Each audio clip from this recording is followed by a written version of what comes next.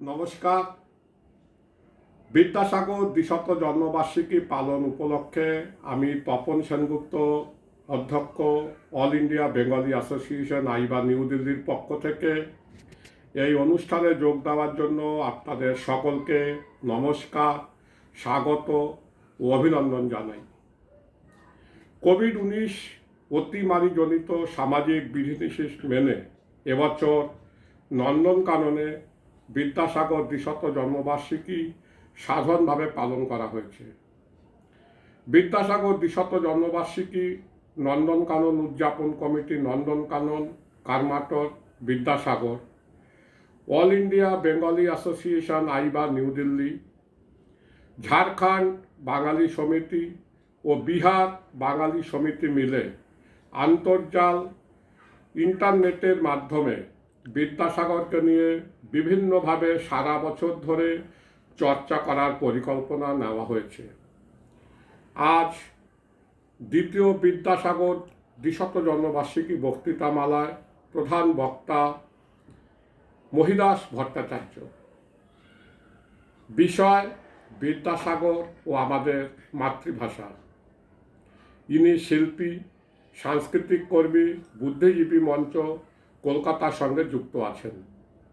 তাকে সৎ সমিতির পক্ষ থেকে সাদর আহ্বান ও নিজের সময় দিয়ে এই অনুষ্ঠানকে সাফল্যমণ্ডিত করতে সহযোগিতার হাত বাড়িয়েছেন, তার জন্য আন্তরিক ধন্যবাদ ও অভিনন্দন জানাই। বিহার বাঙালি সমিতির ইউটিউব চ্যানেলে এই অনুষ্ঠানগুলি সম্প্রসারণ করা হচ্ছে। লিখিত রচনাটি সঞ্চিতা ব্লগে পোস্ট করা হয়। সমিতির চ্যানেলের এই অনুষ্ঠানকে সমস্ত বিদ্যাসাগর অনুরাগীদের মধ্যে শেয়ার করতে অনুরোধ জানাই। আপনারা সবাই ভালো থাকবেন, সুস্থ থাকবেন, আমাদের সঙ্গে থাকবেন। নমস্কার। নমস্কার। বিদ্যাসাগর দ্বিশত জন্মবার্ষিকী নন্দনকানন উদযাপন committee, Karmatar, Nandankanan, all India Bengali association new Delhi, Jharkhand Bangali Samiti ও বিহার বাঙালি সমিতি, তাঁরা বিদ্যাসাগরের দ্বিশত জন্মবর্ষ স্মরণ করে এই ওয়েবিনারের আয়োজন করেছেন। শিল্পী, সাংস্কৃতিক কর্মী ও বুদ্ধিজীবী মঞ্চের পক্ষ থেকে আমি আমাদের দু একটি বিষয় তাঁদের এই অনুষ্ঠানে তুলে ধরার চেষ্টা করছি। উদ্যোক্তাদেরকে আমার আন্তরিক অভিনন্দন জানাই। এই অতিমারীর সময়ে কারমাটরে বিদ্যাসাগরের সেই কর্মস্থল, যেই কর্মস্থল আমাদেরকে আজও অনুপ্রাণিত করে, আজও আমাদেরকে উৎসাহিত করে সমাজকে, সংস্কৃতিকে ভাবতে, সেই উদ্যোগ আজও আমাদের মধ্যে এসে পৌঁছেছে। তাদের উদ্যোগের ফলেই আমরা আমাদের বুদ্ধিজীবী মঞ্চ থেকে তাদের অভিনন্দন জানিয়ে রাখি। আমি এই আলোচনায় অংশগ্রহণের মধ্যে একটি বিষয় কেবলমাত্র বলার চেষ্টা করব এবং আপনাদের ধরানোর চেষ্টা করব। সেটা হলো মাতৃভাষা সম্পর্কে আপনাদের একটা আলোচনার বিষয় রয়েছে এবং এই মাতৃভাষার বিষয়টি কি। বিদ্যাসাগর মাতৃভাষার বিকাশে উদ্যোগ নিয়েছিলেন এবং উদ্যোগ নিয়ে সফল হয়েছিলেন, বাংলাকে সেভাবে প্রতিষ্ঠিত করে ফেলেছিলেন এবং বিদ্যাসাগরের মাতৃভাষাকে এভাবে গড়ে তোলার মধ্য দিয়েই তিনি বিশ্বের দরবারে বাংলাকে পৌঁছে দেওয়ার রাস্তা তৈরি করে দিয়েছিলেন এবং পরবর্তীকালে বাংলা সাহিত্য সমৃদ্ধ হয়েছে। আমরা মনে করি তিনি যেভাবে বাংলা ভাষাকে সংস্কৃত এবং ইংরাজির সঙ্গে সম্পর্ক রেখে সমৃদ্ধ করেছিলেন, ঠিক সেই পথেই অন্যান্য মাতৃভাষাগুলোও বিকশিত হতে পারে। আমি খানিকটা এই রকম মন্তব্যে বিশ্বাসী। কিন্তু সমস্যাটা হচ্ছে মাতৃভাষা আমরা কাকে বলবো। আমরা বিশেষ করে বিদ্যাসাগর যে সময়ে মাতৃভাষা বলতে যা বুঝেছিলেন, আজকের আধুনিক ভারতবর্ষে মাতৃভাষা বলতে কি সেইটা আমাদের ভালো করে বোঝা দরকার। কারণ স্বাধীন ভারতবর্ষের সংবিধান গড়ে ওঠা এবং ভাষাভিত্তিক প্রদেশগুলি গড়ে ওঠার ফলে মাতৃভাষার ধারণাটা পরিবর্তিত হয়েছে এবং মাতৃভাষার অবস্থার পরিবর্তন ঘটেছে। কোনো মাতৃভাষার বিকাশ তখনই সম্ভব হবে যখন মাতৃভাষাগুলো চর্চার মধ্য দিয়ে ভাষাগুলোর একটা মধ্যিকার পরিবর্তন ঘটবে, তার কাঠামোর পরিবর্তন ঘটবে, তার শব্দভাণ্ডার, তার বাক্যরীতি, তার সাহিত্য চর্চা, এই বিষয়গুলির পরিবর্তন ঘটবে। অন্যদিকে এই ভাষাটি সমাজে প্রশাসনিক ক্ষেত্রে জনগণ কিভাবে ব্যবহার করবেন তার উপর নির্ভর করে একটি মাতৃভাষার বিকাশ। তা নাহলে মাতৃভাষা বিকশিত হতে পারে না। ভারতবর্ষের সরকারের সংবিধান অনুযায়ী ভারতবর্ষে এখন মাতৃভাষার সংখ্যা 270টি মাতৃভাষা। সেন্সাস 2011 সেন্সাস অনুযায়ী 270টি মাতৃভাষার 22টি মাতৃভাষা ভাষা হিসেবে পরিগণিত হয়ে 8ম তফসিলিভুক্ত হয়ে রয়েছে। এখন আর 1956 সালে ভাষাভিত্তিক রাজ্য গড়ে ওঠার ফলে কয়েকটি ভাষা রাজ্যের ক্ষেত্রে প্রধান ও মুখ্য ভাষা হিসেবে রয়েছে। ফলে একটি রাজ্যে ধরা যাক বাংলা, পশ্চিমবঙ্গে বাংলা প্রধান ভাষা এবং বাঙালি যাদের জন্মগ্রহণ করেছেন রয়েছেন তাদের মাতৃভাষা হচ্ছে বাংলা।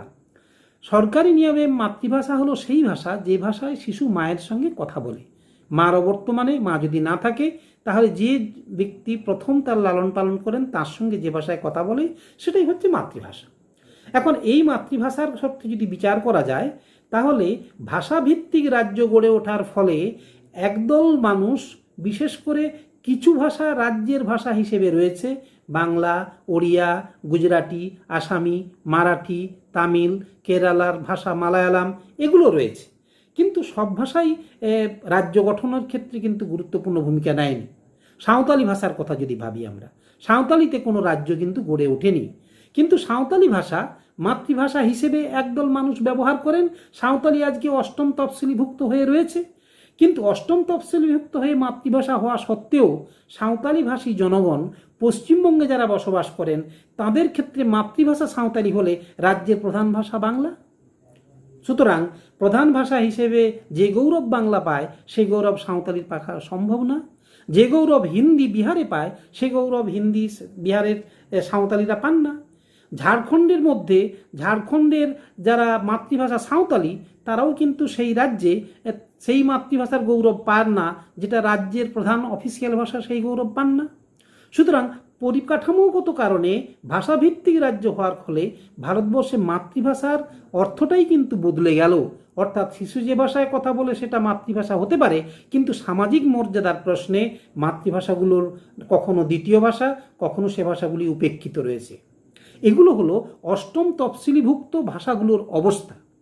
আরেকটা দিক রয়েছে, 8ম তফসিলিভুক্ত ভাষাগুলোর মধ্যে যেগুলোতে রাজ্য গড়ে উঠল না সেগুলো বিভিন্ন রাজ্যে দ্বিতীয় স্তরের ভাষা হিসেবে থাকলো, মাতৃভাষা হিসেবে থাকলো। সেগুলোর বিকাশের জন্য সরকারের দিক থেকে কী উদ্যোগ রয়েছে সেগুলো আমাদের বিচার করে দেখা দরকার, এবং তা না হলে সে ভাষাগুলো বিকশিত কিন্তু হতে পারবে না। মাতৃভাষার আরেকটা দিক রয়েছে যে মাতৃভাষা হলো সেই ভাষাগুলো আবার রয়েছে যেগুলো 8ম তফসিলিভুক্ত ভাষার বাইরে। আমি আপনাদের বলেছিলাম 270টি মাতৃভাষা, তাহলে 22টি ভাষা সরকারের 8ম তফসিলিভুক্ত অবস্থায় গিয়েছে, বাকি রইল 248টি ভাষা। এই ভাষাগুলিতে তো ভাষাভিত্তিক রাজ্যের কোনো কথাই নেই। এছাড়াও এ ভাষাগুলি ভারতবর্ষের যে তালিকা রয়েছে ভাষার তালিকা, সে তালিকাতেও নানান পর্যায়ের এর বিন্যাস রয়েছে। মানে ধরা যাক আমাদের দেশে ভিলি ভাষা বা আমাদের ধরা যাক বিহারের ভোজপুরি মাতৃভাষা, কিন্তু ভোজপুরি হিন্দির ছত্রছায়ায় রয়েছে। ভোজপুরিতে শিক্ষা ব্যবস্থা গড়ে তোলার কোনো চেষ্টা নেই, মাতৃভাষা হলেও সেটা হিন্দির অধীনে রয়েছে। অর্থাৎ এই 270টা মাতৃভাষাকে ভারতবর্ষে 121টি ভাষার আন্ডারে রেখে দেওয়া হয়েছে। ফলে মাতৃভাষা যেগুলো এই 121টার মধ্যে রয়েছে এবং যে ভাষাতে রাজ্যে তাদের গুরুত্ব নেই, সেই মাতৃভাষাগুলোর অবস্থা কিন্তু ভয়ানক, এবং সেগুলো আদৌ বিকশিত হতে পারবে কি আমাদের এই সাংবিধানিক পরিমণ্ডলে? আমরা যদি চেষ্টা করি সে ভাষাগুলো রক্ষা করতে, করা যাবে কি? পারা যাবে না। বাংলায় বাঙালি বাংলা ভাষা মাতৃভাষা হিসেবে রয়েছে, তার গৌরব উপলব্ধি করতে পারে। কিন্তু যে বাঙালি বিন্যস্ত হয়ে রয়েছেন, আমি হিসেব করে দেখেছিলাম যে বিহারে বাংলাভাষী জনগণ রয়েছেন 8,10,771, সাঁওতালি ভাষী জনগণ রয়েছেন 4,58,994, ঝাড়খণ্ডে বাংলা রয়েছে 32,13,423, সাঁওতালি রয়েছে 32,69,897। আমি এটা 211 যে সেন্সাস রিপোর্ট সেখান থেকে বলছি। সুতরাং বাংলা সাঁওতালি বিহারে, বাংলা সাঁওতালি ঝাড়খণ্ডে, এই যে বিভিন্ন জায়গায় রয়েছে, এরা সেখানে মাতৃভাষা রয়েছে, কিন্তু সে ভাষাগুলি অনুশীলিত হওয়ার সেই সুযোগ পাচ্ছে না যেটা সেই রাজ্যের ভাষাভাষী সুযোগ পাচ্ছে। সুতরাং মাতৃভাষা কথাটাকে যদি বিশ্লেষণ করে আমাদের বলতে হয়, তাহলে আমাদের দেখতে হবে এই যে প্রশাসনিক ক্ষেত্রে মাতৃভাষা কিভাবে গুরুত্বপূর্ণ স্থান দখল করে রয়েছে প্রশাসনিক ক্ষেত্রে ভারতবর্ষের সংবিধানে, আমাদের জনগণনায়, এবং কিভাবে চর্চা হচ্ছে সেদিকটি খেয়াল না রাখলে মাতৃভাষার বিকাশ সম্ভব হবে না। বিহারে যদি মাতৃভাষা বাঙালিদের বাংলার অনুশীলন করতে হয়, তাহলে সেই রাজ্যের প্রশাসনিক কর্তৃপক্ষের সুযোগ পেতেই হবে। এবং ঝাড়খণ্ডেও সাঁওতালির যদি গৌরব এখন হয়েছে, দ্বিতীয় ভাষা হিসেবে স্বীকৃতি পেয়েছে, এবং সে ভাষার যদি গৌরব পেতে হয় তাহলে সে দেশের প্রশাসনিক ক্ষমতার সুযোগ পেতে হবে। পশ্চিমবঙ্গেও সাঁওতালিরা এখন সে সুযোগ পান, কিন্তু অন্যান্য যে সমস্ত ভাষাভাষীর লোকেরা সংবিধানের 8ম তফসিলিভুক্ত ভাষাভাষী হলেও এ রাজ্যে যেগুলো রয়েছে সেগুলোর গৌরব কিন্তু মাতৃভাষা হিসেবে স্বীকৃতি কতখানি অনুশীলিত হবে সে বিষয়ে কিন্তু সমস্যা রয়ে গেছে। সুতরাং মাতৃভাষার বিকাশ, মাতৃভাষার উন্নয়ন এসব যদি ঘটাতে হয়, প্রশাসনিক ক্ষেত্রে বিষয়টির অনুশীলন করাতে হবে এবং মানুষ তাতে যেন সঠিকভাবে অনুশীলন করতে পারে সেই বিষয়ে একটা সিদ্ধান্ত আমাদেরকে বিশ্লেষণ করে দেখতে হবে। এইটি না থাকলে কিন্তু মাতৃভাষার বিকাশ কখনোই সম্ভব হবে না। মাতৃভাষার বিকাশের ধরুন যদি আরেকটি দিক রয়েছে, এটা হলো প্রশাসনিক দিক, আর ভাষার অঙ্গ পরিকল্পনা, ভাষাকে সমৃদ্ধ করা, সেদিকটির জন্য রয়েছে দায়িত্ব কিন্তু মাতৃভাষাভাষীর। যে মাতৃভাষাভাষীর সদস্যরা চাইছেন যে তাদের ভাষাকে সমৃদ্ধ করতে হবে এবং সেই সমৃদ্ধ করতে গেলে সেই ভাষার অনুশীলন বাড়াতে হবে, সেই ভাষার সমস্যা থাকলে সেগুলোকে সমৃদ্ধ করতে হবে। আমাদের দেশে এমন মাতৃভাষা আছে যার লিপি নেই, তার লিপির উদ্ভব করতে হবে। একসময় সাঁওতালি লিপি ছিল না, অলচিকি নতুন লিপি তৈরি হয়েছে, ভাষাটি সমৃদ্ধ হয়েছে। ফলে এই মাতৃভাষাকে সমৃদ্ধ করতে গেলে এই ভাষাভাষীর লোকদেরকে উদ্যোগ নিয়ে ভাষাটিকে সমৃদ্ধ করতে হবে, এবং সেটি যদি করতে হয় তাহলে আমাদেরকে এই বিষয়গুলোকে খেয়ালে রাখতে হবে যে মাতৃভাষা সমৃদ্ধ করার যে স্তরগুলো রয়েছে সেগুলো রয়েছে। এই মাতৃভাষা বিকাশের দুটো দিক আছে, একটা হলো কর্পাস প্ল্যানিং অর্থাৎ তার অঙ্গ পরিকল্পনা, আর একটা হচ্ছে স্ট্যাটাস প্ল্যানিং। আমাদের স্ট্যাটাস প্ল্যানিং মানে সরকারের কাছে, প্রশাসনের কাছে এর অনুমোদন পেতে হবে। কর্পাস প্ল্যানিং মানে এর কাঠামো তৈরি করতে হবে, এর প্রচার করতে হবে, মিডিয়াতে ভাষা ব্যবহার করতে হবে, এর জন্য অভিধান তৈরি করতে হবে, ব্যাকরণ তৈরি করতে হবে, তবেই মাতৃভাষাগুলো বিকশিত হবে। তাহলে আমাদের অনুশীলনে দেখা যাচ্ছে যে ভারতবর্ষের মাতৃভাষাগুলোর যদি বিকাশ চাই, তাহলে সেই ভাষাভাষীর থেকে বেরিয়ে আসতে হবে একদল মানুষকে, একদল গুণীজনকে বেরিয়ে আসতে হবে বিদ্যাসাগরের চিন্তাকে সামনে রেখে। বিদ্যাসাগর বাঙালি মাতৃভাষা হিসেবে ছিল এবং সেই মাতৃভাষাকে শিক্ষার মাধ্যম করতে এগিয়ে নিয়ে গিয়েছিলেন। সেই মাতৃভাষাকে সমৃদ্ধ করতে তার শব্দভাণ্ডার, তার বাক্যশৈলী, তার বিকাশের বিষয়গুলি, সেগুলির চর্চা তিনি করেছিলেন। তাই মাতৃভাষা সমৃদ্ধ হয়েছে, বাংলা সমৃদ্ধ হয়েছিল। আজও যদি আমরা সাঁওতালি ভাষা যে অবস্থায় পৌঁছেছে প্রশাসনিক ক্ষেত্রে 8ম তফসিলিভুক্ত হয়ে, সেদিকে অনুশীলন করতে হবে। আবার ধরুন যে সমস্ত বাঙালি বিহারে রয়েছেন, যে সমস্ত বাঙালি রয়েছেন ঝাড়খণ্ডে, বা যে সমস্ত তামিল রয়েছেন উত্তরপ্রদেশে, বা যে সমস্ত মারাঠি রয়েছেন গুজরাটে, সেখানে 8ম তফসিলিভুক্ত ভাষা হলেও সেখানে কিন্তু তারা মাইনরিটি ল্যাঙ্গুয়েজ। এই জন্য সরকারের একটা মাইনরিটি লিঙ্গুইস্টিক কমিশন তৈরি হয়েছিল। সেই কমিশন বলতো কি না, সেই কমিশন দেখবে যে রাজ্যে প্রধান ভাষা ছাড়াও অন্য যে সমস্ত ভাষাগুলো রয়েছে সেগুলো হচ্ছে সংখ্যালঘু ভাষা সম্প্রদায়, সেই ভাষাগুলির বিকাশ কিভাবে হবে সেই তথ্য তাদেরকে দিতে হবে। কিন্তু দেখা যাবে যদি আমরা দেখি 2013 যে লিঙ্গুইস্টিক মাইনরিটি কমিশনের এই যে তথ্যগুলো দেখি, সেখানে দেখবেন সে 8ম তফসিলিভুক্ত ভাষা হলেও তার অনুশীলনের চর্চা অন্য রাজ্যে তেমন কোনো সুযোগ নেই। হয়তো তামিলের সুযোগ উত্তরপ্রদেশে তেমন পাওয়া যাবে না, পরিমিত জনসংখ্যা থাকলেও সেটাও নেই।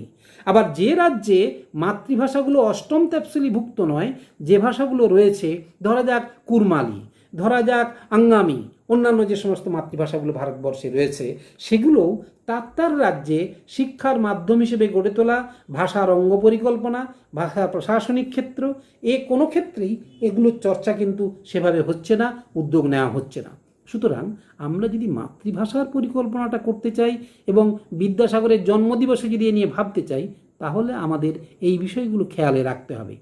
ভাষার বিকাশের আরেকটা দিক বিদ্যাসাগরের কাছ থেকে আমরা শিখে নিই। বিদ্যাসাগর কি করেছিলেন? মাতৃভাষার বিকাশের জন্য তিনি একদিকে ইংরেজি শিক্ষা চেয়েছিলেন, আরেকদিকে সংস্কৃত শিক্ষা চেয়েছিলেন। সংস্কৃত কলেজের সিলেবাস যদি আমরা দেখি, তার সিলেবাসের মধ্যে ছিল, তিনি বলেছিলেন যথার্থ বাংলা ভাষার সাহিত্য সমৃদ্ধ গড়ে উঠতে পারে যদি বাংলা ভাষার সঙ্গে ইংরেজি ভাষার সম্পর্ক গড়ে ওঠে, যদি বাংলা ভাষার সঙ্গে সংস্কৃত ভাষার সম্পর্ক গড়ে ওঠে, তবেই বাংলা ভাষা সমৃদ্ধ হতে পারে। কেন না, বাংলা ভাষার শব্দভাণ্ডারকে সমৃদ্ধ করতে গেলে ঐতিহাসিক কারণে বাংলা ভাষার সঙ্গে সংস্কৃতের একটা যোগ আছে। সে কারণেই সংস্কৃত থেকে শব্দভাণ্ডার নিয়ে নতুন নতুন শব্দ বাংলা ভাষায় নিতে হবে। আবার বাংলা ভাষায় নিয়ে বাংলা ভাষার যে সমস্ত নতুন নতুন বিষয়বস্তু আসবে, তাতে এই ভাষাগুলোর শব্দভাণ্ডার প্রয়োগ করে নতুন নতুন বিষয়বস্তু প্রকাশের সুযোগ করা যাবে। এইটা তারা চেয়েছিলেন, বিদ্যাসাগর চেয়েছিলেন। আর ইংরেজি ভাষা চেয়েছিলেন কেন না, ইংরেজি ভাষা দিয়ে পশ্চিমের যে বিজ্ঞানসম্মত মনন, যুক্তিবাদী মনন, নতুন নতুন জ্ঞানজগতের যে বিকাশ হয়েছে, সেই বিকাশের বিষয়গুলিকে কিন্তু অনুশীলন করা যাবে। অনুশীলন করার মতো করে ইংরেজি ভাষা থেকে আমরা নিয়ে এসে বাংলা দিয়ে তা প্রকাশ করতে সম্ভব হব। অর্থাৎ বাংলার সঙ্গে ইংরেজির এই জন্য দরকার ছিল। ফলে মাতৃভাষার বিকাশে ইংরেজির সঙ্গে সম্পর্ক ভারতবর্ষের প্রেক্ষাপটে, এই ইংরেজি ভারতবর্ষে ঐতিহাসিক কারণে এসেছে বলেই আমাদের মেনে নিতে হয়েছে। ভারতবর্ষে এমন কিছুই আছে, বহু কিছুই আছে যা ঐতিহাসিক কারণে আমাদের দেশে এসে পৌঁছেছে। ভারতবর্ষের ভাষার বিবর্তনের ইতিহাস যদি আমরা লক্ষ্য করে দেখি, আজকের যারা ভারতবাসী যে সমস্ত ভাষায় আমরা আলোচনা করি, তার অতীত যদি খুঁজতে যাই, এগুলো সবই হচ্ছে বাইরের থেকে আসা, ভারত ভূখণ্ডে পরবর্তীকালে এদেশে বিকশিত হয়েছে। ইংরেজি সেভাবেই আমাদের দেশে এসেছে এবং সে জ্ঞানভাণ্ডার নিয়ে এসছে, তার সমৃদ্ধি রয়েছে, তার সঙ্গে যুক্ত থেকেই বাংলা ভাষা সমৃদ্ধ হয়েছে, নতুন বিষয়বস্তু পেয়েছে। তা দিয়েই মাইকেলের অমিত্রাক্ষর ছন্দ হয়েছে, তাই দিয়ে বঙ্কিম নভেলের সুযোগ ভাবনা চিন্তা করেছেন, তাই নিয়ে প্রবন্ধ সাহিত্য গড়ে উঠেছে ইংরেজি ভাষার বিষয় থেকে বিষয়বস্তু নিয়ে। সুতরাং আমরা আমাদের দেশে যদি অন্যান্য মাতৃভাষাগুলোর বিকাশ চাই, তাহলে আমরা কি চাইব? আমরা চাইব আমাদের দেশের যে সমৃদ্ধ ভাষা আছে তার সঙ্গে মাতৃভাষাটির সম্পর্ক থাক, আবার একই সঙ্গে ইংরেজির সঙ্গে সম্পর্ক থাক। আজও আমরা স্বীকার করি বা না করি, বিশ্বে ইংরেজি ভাষার গুরুত্ব অপরিসীম এবং বিশ্বে এই ইংরেজি ভাষার গুরুত্ব আজও আমাদেরকে বিশ্বের দরজা খুলে দেয়, জ্ঞান বিজ্ঞানের দরজা, এমনকি বেঁচে থাকা জীবিকার্জনের সুযোগও কিন্তু আমাদের করে দেয়, বিশ্বর দরবারে হাজির হতে সুযোগ করে দেয়। সুতরাং আমরা যদি আমাদের দেশের মাতৃভাষাগুলোও বিকশিত করতে চাই, তাহলে মাতৃভাষাগুলোর সাথে ইংরেজির সম্পর্ক থাকতে হবে। সুতরাং আমরা চাইব আমাদের শিক্ষানীতি যা হবে, আমাদের শিক্ষার পরিকল্পনা যা হবে, সেখানে মাতৃভাষাগুলোকে যদি বিকশিত করতে চাই, একদিকে তার অঙ্গ পরিকল্পনার জন্য যে ভাষাগুলোর লিপি আছে, যে ভাষাগুলোর ব্যাকরণ আছে, যে ভাষাগুলোর শব্দভাণ্ডার আছে, যে ভাষাগুলোর মৌখিক সাহিত্য বা লিখিত সাহিত্য আছে, সেগুলোকে আরও সমৃদ্ধ করতে হবে, আরও নতুন নতুন সাহিত্যের জন্ম দিতে হবে, নতুন নতুন সাহিত্যের জন্ম দিয়ে বিষয়বস্তুকে তুলে ধরতে হবে এবং ভাষাভাষী লোকেরা, সেই ভাষাভাষীর লোকেরা সেই ভাষায় চর্চা করবেন, অনুশীলন করবেন, ভাষা সমৃদ্ধ হবে, অন্য ভাষার সঙ্গে তার লেনদেন চলতে থাকবে। আর যেগুলো এখনো পর্যন্ত মাতৃভাষা এরকম সরকারের অষ্টম তফসিলিভুক্ত তো নেই, তাদেরকেও ইংরেজির সঙ্গে সম্পর্ক রাখতে হবে, আবার একই সঙ্গে অন্যান্য ভাষাগুলির সঙ্গে সম্পর্ক রেখে সমৃদ্ধ ভাষা হিসেবে গড়ে তুলতে হবে। এটা ভাষাভাষীর যারা গুণীজন রয়েছেন তাদেরকেও উদ্যোগী হতে হবে। বিদ্যাসাগরের কাছে এইটি আমাদের শেখার। আজকের 200 বছর জন্মের পরও দেখতে পাচ্ছি আমাদের দেশের মাতৃভাষাগুলি কিন্তু বিপর্যয়ের সম্মুখীন রয়েছেন।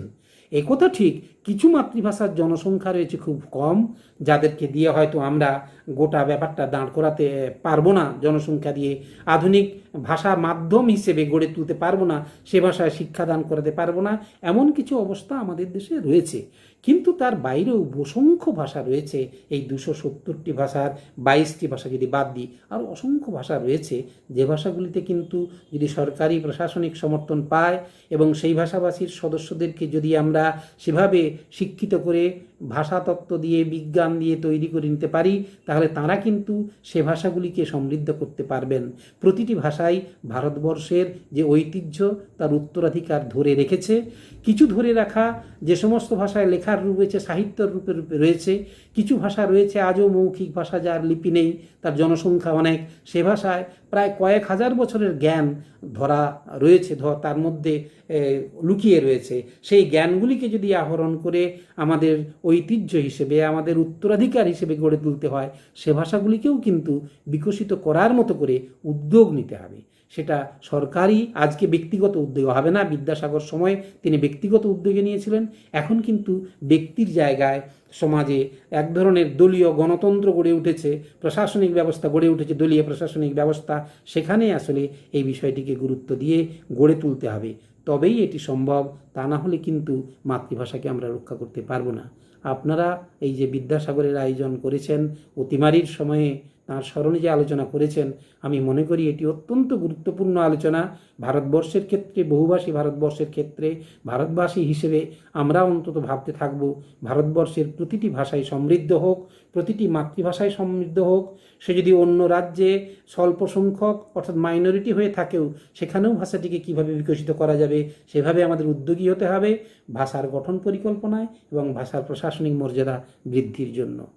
আশা করি আমরা নিশ্চয়ই সেই উদ্যোগে সকলেই একমত হব। বিদ্যাসাগর স্মরণটিকে আমরা এই দৃষ্টিভঙ্গি থেকেই বিচার করে দেখব। নমস্কার আপনাদের সবাইকেই। আমার কর্মাটরে আমি গত বছর ঠিক বিদ্যাসাগরের এই 200 জন্মবর্ষ শুরু হওয়ার সুযোগ হয়েছিল। বুদ্ধিজীবী, শিল্পী, সাংস্কৃতিক মঞ্চের পক্ষ থেকে গিয়েছিলেন সবাই। আমরা সেদিন আপনাদের সামনে, আপনাদের সঙ্গে আমাদের বিনিময় হয়েছিল। 101টি বছর প্রায় চলে গেল। আমরা আবার নতুন করে নিশ্চয়ই ভাবব বিদ্যাসাগর স্মরণে তাঁর ভাবনাগুলোকে একটা রূপ দিতে। নমস্কার।